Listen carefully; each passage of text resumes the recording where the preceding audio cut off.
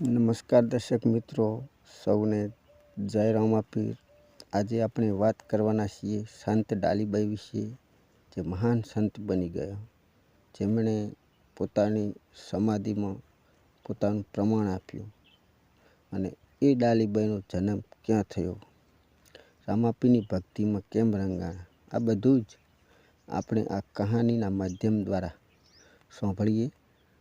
એ પહેલાં જો તમે અમારી સાહિત્ય સ્ટોરીમાં નવા હોય તો અમારી આ સાહિત્ય સ્ટોરીને સબસ્ક્રાઈબ કરી દેજો, જેથી કરીને આવનારા સાહિત્ય તમારા સુધી અમે પહોંચાડી શકીએ અને તમે પણ સાંભળી શકો। સંત શ્રી ડાલીબાઈને હું કોટી કોટી વંદન કરું છું। લોકવાયકા મુજબ સાયરા નામે વણકર ઉનાળાના બળબળતા તાપથી બચવા એક ઝાડ નીચે બેસે છે અને વણકર ઝાડના છાંયડે આરામ કરતા હતા। એવામાં અચાનક એ ઝાડની ડાળીએથી બાળક રડવાનો અવાજ આવે છે। સાયરાને તો આ અવાજ સાંભળીને નવાઈ લાગે છે, પણ ગભરાયા વગર તે વણકર ઝાડની બખોલમાં જોયું અને ઝાડની બખોલમાં એક બાળકી હતી।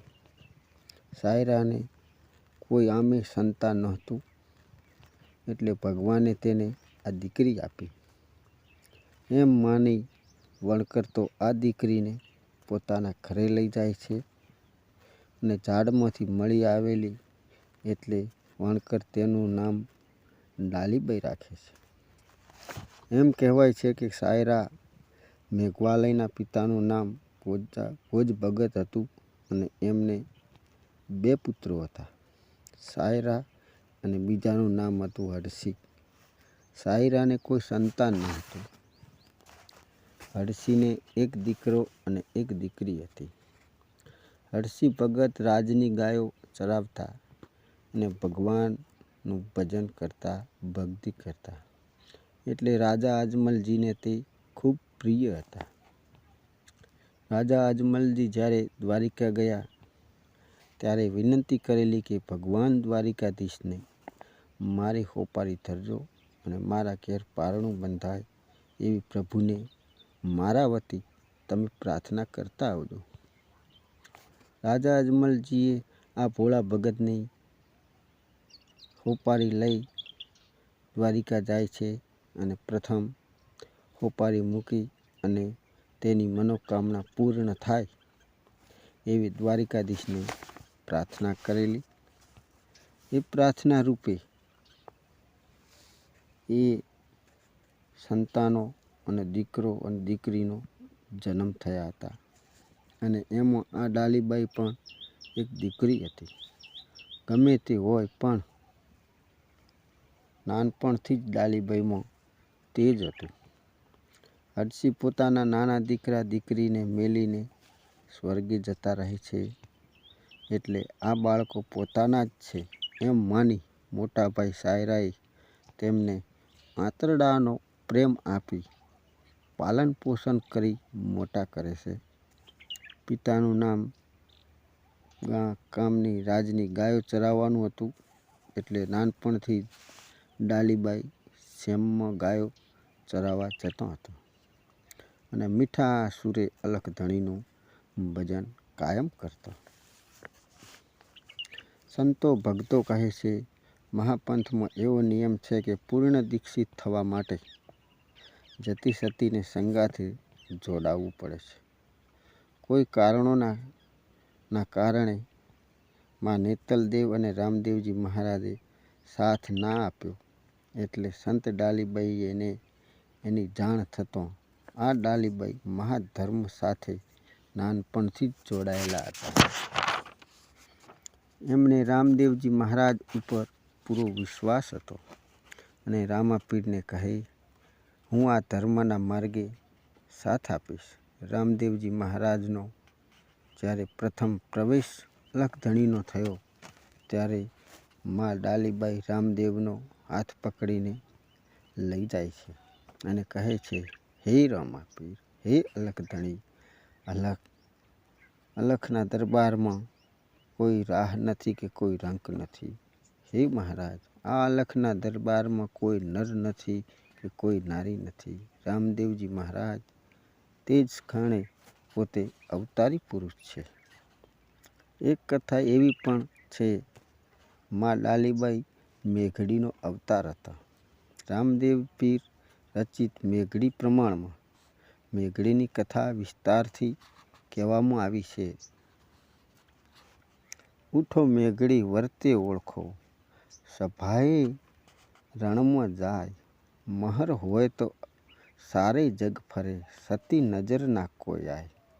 અવિનાશી કુષ્ઠ રોગેલું રુદ્ર રૂપ ધારણ કરી એક જ ઘેરથી રોટી બેટી અને લંગોટીની માગણી કરે છે. પ્રથમ આ વૃદ્ધ રોગીને નવડાવે, પૂજન કરે, ખવડાવે અને વસ્ત્રદાન આપે અને કુંવારી કન્યા પરણાવે. આ ત્રણેય શરત મેઘ ઋષિએ પાળી અને પોતાની દીકરીને પરણાવે છે. અવિનાશી પરણીને ચાલ્યા ગયા અને 4 દિવસ પછી અવિનાશીને તેડી જાય છે અને 4 દિવસ એટલે 4 યુગ. ચોથો યુગ એટલે કળિયુગ ના કળંગ રૂપી ભગવાન જન્મે અને મેઘડી કન્યાને સાથે લગ્ન કરીશ અને કળયુગ ઉથાપીશ અને સતયુગની સ્થાપના કરીશ. આ કથાનો આધાર પણ મેઘડીનો જ મેઘતાંડવના ઘેરે ડાલીબાઈ રૂપે અવતાર ધારણ કરે છે. અવિનાશી રામદેવ પીર મહારાજને ધર્મ માંડ્યો સાથ આપે છે. ડાલીબાઈનો પણ સમાધિ રામદેવ પીર પહેલાં ખોદાય છે અને સમાધિ લે છે. ભગવાને કહ્યું કે ફરી મેઘડી તારે સાથે લગ્ન કરશે અને કળિયુગ ઉથાપી સતયુગની સ્થાપના થશે. ભગવાને પોતાના કાર્યો પૂરા કરી વિક્રમ સંવત 1515 ભાદરવા સુદ 11ના દિવસે સમાધિ લેવાનો નિર્ણય કર્યો.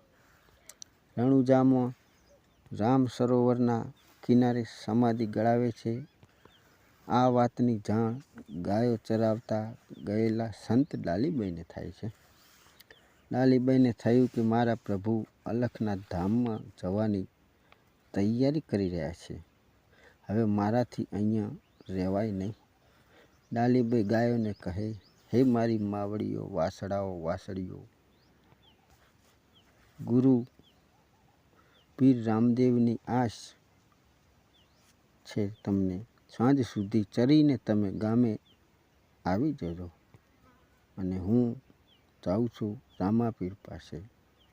ડાલીબાઈ દોડતા દોડતા રામ સરોવરના કિનારે આવે છે અને સંત ડાલીબાઈ રામદેવ પીરના ચરણોમાં પડીને વિનંતી કરે છે, હે પ્રભુ, આ સમાધિનું સ્થાન તો મારું છે. રામદેવ પીર કહે, જો તમારું સમાધિનું સ્થાન હોય તો ડાલીબાઈ તેનું તમે પ્રમાણ આપો. હે રામદેવ પીર, આ સમાધિ ખોદતા મોટી દોરા કે કોંચકી નીકળે તો સમજી લેવું કે આ મારી સમાધિ છે. સમાધિ ધીરે ધીરે ખોદાવા માંડી. ખોદતા ખોદતા ડાલીબાઈના કહેવા પ્રમાણે ત્રણેય વસ્તુ નીકળે છે અને વિક્રમ સંવત 1515ની ભાદરવા સુદ 9ના દિવસે રામદેવ પીર, સંતો, ભક્તો અને ગત ગંગાની હાજરીમાં 19 વર્ષની ઉંમરે જીવતા સમાધિ ડાલીબાઈ લે છે અને ભગવાનમાં ભળી જાય. ત્યારબાદ 2 દિવસ રામદેવ પીર રોકાયા અને વિક્રમ સંવત 1515ને ભાદરવા સુદ 11ના દિવસે મા ડાલીબાઈની સમાધિથી થોડેક દૂર રામદેવ પીરની પણ સમાધિ લીધી. આજે પણ ગુજરાત, કચ્છ, કાઠિયાવાડ અને મારવાડમાં અલખ ધણીની જ્યોતો, પાઠ, હોમ, હવન અને અજવાળી બીજ ભરવામાં આવે છે. ત્યારે તેમાં ડાલીબાઈનું સ્થાન પણ પહેલું મૂકવામાં આવે છે અને આજે પણ રામદેવ રામો લાખો હરિભક્તો દર્શનો આવે છે અને બીજના દિવસે અઢળક સંતો સાધુઓ ભક્તો રામાપીરના દર્શને કેટલાય લોકો હાજરી આપે છે. મારવાડમાં ભાદરવા સુદ નોમથી 3 દિવસનો મોટો મેળો ભરાય છે. ત્યારે સમગ્ર ભારતના શ્રદ્ધાળુઓ ત્યાં દર્શને આવે છે અને ત્યારે પ્રથમ ધજા ડાલીબાઈના મંદિરે ચડે છે અને આ મહાન સતી ડાલીબાઈને હું કોટી ખૂબ વંદન કરું છું. આમ ડાલીબાઈ રામાપીરના ભગત હતા અને તેમના અનેક રામાપીરના ડાલીબાઈએ ગુણો ગાયા. એ પ્રમાણે હું ડાલીબાઈને ખૂબ 2 હાથ જોડીને કોટી વંદન કરું છું. જય રણુજાના રામાપીર.